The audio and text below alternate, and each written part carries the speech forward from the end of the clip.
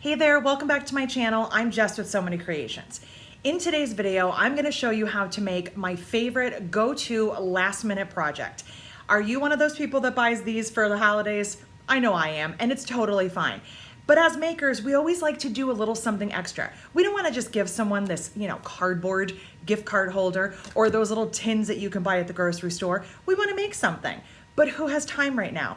It's almost December. I mean, I don't know when you're watching this video, but I can tell you tomorrow's December 1st. And I don't have time to go and make a whole lot of big things. I don't have time to wait for shipping, and I don't even have all the supplies I need at home. But I do for something like this. This is what I'm gonna show you how to make in today's video. It literally requires 2 pieces of scrap cork, or leather, vinyl, or anything else you have that's non-fraying. These are raw edges, totally fine. You don't have to finish them. You can if you have a little bit more time, but I personally do not. So I'm gonna show you how to make the simplest little card holder that you can make. I use this in my purse. I put my business cards in it, so I always have them nearby. I made this one for my husband. I may have borrowed it for this video. Out of his business colors, you can make it out of any color that you want, and literally you just need some scraps. So I'm gonna go grab some scraps from the scrap bin, and I'm gonna show you how to finish this in probably under 10 minutes. I'm back. I grabbed all my supplies, super quick, really short supply list. So here we go. You're going to need 2 pieces of cork. I grabbed some seashells and some polka dots. I would suggest using something non-directional. The way that you're going to finish this, it's kind of going to be folded in half. So if the yellow, for instance, was directional, it would be up right here and upside down on this side. So I would suggest using something non-directional. Something like this is totally fine. If you had a tree or a house or something that has an actual top, it would be upside down on one side, and we don't really want that. So 2 3x7 pieces of cork or anything non-fraying. You're also gonna want a coffee mug. Why? I'll show you in just a minute. This is my favorite coffee mug. Halloween's my favorite holiday. I also have a marking tool. This is just a chalk pencil, a pair of scissors.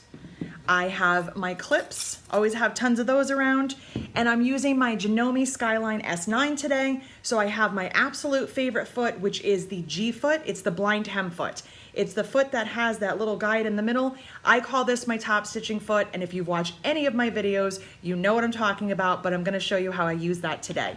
All of the stitching on this, the little top stitching here, as well as the sides, is 1/8 of an inch. So grab your supplies, come back and join me, and we're gonna make this super quick and easy project. If you like videos like this, don't forget to give it a thumbs up, click the little subscribe button, and you can also hit the notification bell. All right, let's get into it. So the first thing that we're gonna do before we head to the sewing machine, because it is that quick, is I'm just going to use my coffee mug, that's why I brought it here, and I'm going to use my pencil to mark this little curve right here.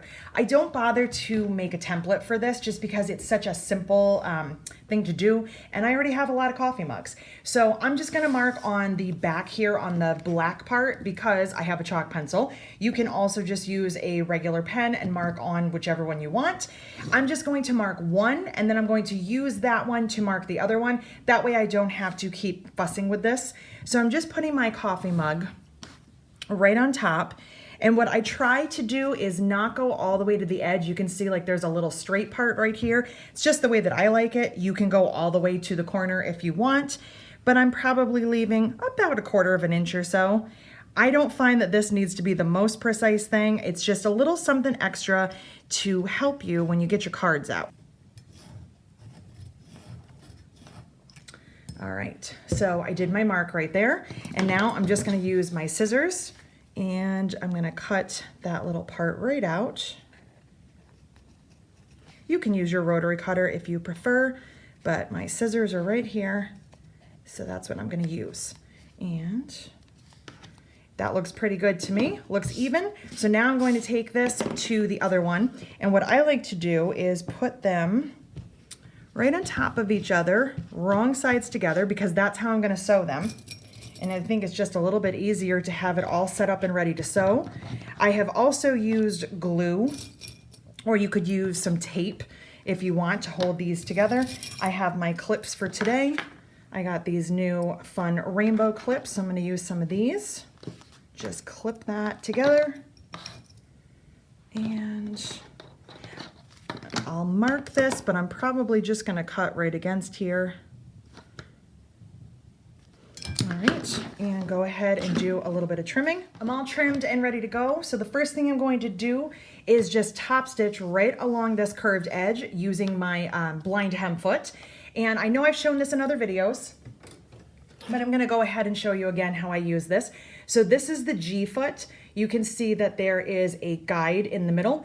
I'm gonna move my needle position all the way to the left. I'm going to increase my stitch length. I always go to about a 3.5 for top stitching, and I'm just gonna run this right along that edge, just like that. My needle will be right in that little hole. And once I do my top stitching, then I'm ready to close up the sides. So I'm gonna go over and do that real quick.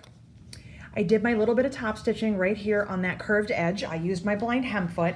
I did forget to mention what size thread and needle I'm using. This is cotton thread. It is a 40 weight. I use that for the top and the bobbin, and I am using a 9014 Microtex needle. That's my favorite size needle for cork. So I have my pieces done. I did decide that the seashells will be the outside, so those will be my yellow, and the purple dots here will be the black. So in this case, for the top stitching, I didn't change my bobbin. I just have a beige here because no one's gonna see that. It's back here. When I'm ready to fold this, which is my next step, you are going to see the bobbin thread on the back here. So you can either go ahead and change that. I could match my pink right here, or I'm just gonna leave it because the beige will look fine on the seashells. Just wanted to mention that before you went any further. So now this super simple project is almost done, believe it or not. So I'm going to fold my pieces like this, and I don't fold that curve all the way up to the top. My measurement is about 3 3/4 inches. That's what this one is finished. You can also, when you fold it, if you want, you can just kind of tuck a card in there and just check and make sure that's the height that you want it. You can adjust this a little bit if you need to, but I think that looks pretty good. So what I'm gonna do now is just move my clips so it's folded in half. That one is fine. I've got an extra now. And just like that, now I'm ready to finish up my sewing. I'm gonna start down here, stitch all the way up to the top, across here and back down, make sure I backstitch, and that's it. And I'm all done with my little gift card holder. I even put my gift card in here. I love giving 2-for-1 gifts. This can be reused for business cards, other gift cards, cash, whatever the recipient wants to use it for. It was such a fun little project, and I'm gonna make a whole bunch more because everybody gets gift cards around the holiday season, right? I keep these in my purse, and I like to organize my gift cards as well as my business cards. I even carry some of my husband's cards around. They're so quick and easy, and I just had to grab from the scrap pile. So as you can see, I did not change my bobbin. I do have beige on the back here, and I have this purpley pink on the front, and I'm totally fine with that. This is also a great way to use up all those leftover bobbins with those fun colors that you needed for another project. If you have an embroidery machine, you could add a monogram here or a special message, whatever you would like. You can always add to this if you want to. The edges here are a great place to practice edge coating or edge finishing if that's something you like to do. For me, I'm gonna keep it nice and easy, and I'm gonna skip all the extras and just make this out of my cork scraps. I hope you enjoyed this video. If you did, give it a thumbs up, click the little subscribe button and the notification bell, and I will see you again.